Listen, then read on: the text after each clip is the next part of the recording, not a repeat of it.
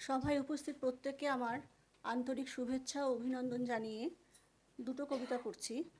প্রথম কবিতা অমৃত না বিষ। না, তোমাদের আর বোঝাতে পারবো না। কতবার বলেছি এভাবে বৃক্ষের নিচে আঁচল পেত না। বৃক্ষ উদার, তোমাদের দুহাত ভরে ফল দেয়। তোমরা পরমানন্দে গ্রহণ করো, মহোল্লাসে দামামা বাজিয়ে নৃত্য করো। ঢাকঢোল পিটিয়ে জয় জয় ধ্বনিতে কাঁপিয়ে দাও ত্রিভুবন। আরও আরও ফলের আশায় ওর গোড়ায় সার জল দিতে দিতে ওকে করে তোলো মহীরুহ। ওর ছায়ায় তোমরা নিশ্চিন্তে ঘুমিয়ে পড়লে তোমাদের মস্তিষ্কের কোষগুলোতে ঢুকে পড়ে কার্বন ডাই অক্সাইড। তোমরা বুঝতেও পারো না। আঙুলের ইশারায় বারণ করেছি কতবার, শোনোনি।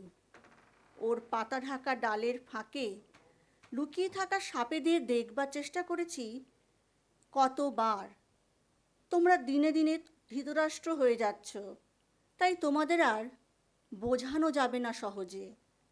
তবে নাও, ধরো মাটি, আঁচল পেতে আনা ফলের বীজ বপন করো। দেখো তো নতুন গাছের ফল অমৃত না বিষ। দ্বিতীয় কবিতা খুঁজো না। সকাল থেকে হাজারবার বলো ভালোবাসি, কথায় কথায় চুমু দাও। নিজেকে তোমার খোলা হাওয়ায় ভাসিয়ে দিই। আবেগ ভালোবাসার টক ঝাল মিষ্টি স্বাদে সুস্বাদু খাবার বানাতে ব্যস্ত হয়ে পড়ো আমার গোছানো রান্নাঘরে। নিজেকে মিলিয়ে দিই ক্যান্ডেল লাইট ডিনারে।